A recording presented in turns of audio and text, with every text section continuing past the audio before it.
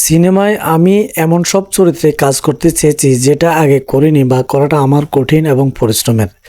তাতে হয় নতুন কিছু তৈরি হবে অথবা আমি আরও শিখব। এমন একটি তথ্য শেয়ার করলেন জনপ্রিয় অভিনেতা সজল। ভালো কাজের জন্য টিমের মধ্যে যে বন্ধন এবং বন্ধুত্ব বোঝাপড়ার দরকার, সম্প্রতি নতুন একটি সিনেমায় চুক্তিবদ্ধ হয়ে সিনেমাটির প্রসঙ্গে এমনটাই বলেছেন জনপ্রিয় অভিনেতা আব্দুন নূর সজল।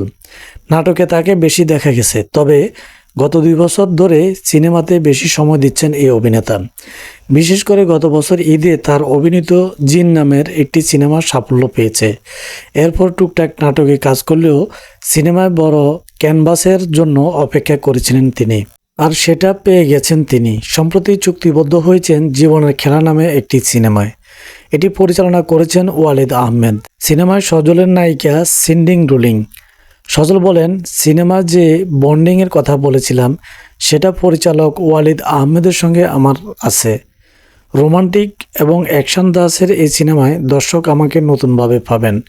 নির্মাতা জানিয়েছেন শিগগির এই শুটিং শুরু হবে। চলতি বছরের শেষ নাগাদ সিনেমাটি মুক্তি পাবে। দর্শক, এই ছিল আজকের ভিডিও। আশা করি ভিডিওটি থেকে অনেক তথ্য জানতে পেরেছেন। বাংলাদেশের সমসাময়িক বিষয় এবং বিনোদন জগতের সকল সত্য আপডেট জানতে ওহিদুর মিডিয়া চ্যানেলটিকে সাবস্ক্রাইব করে সাথেই থাকুন।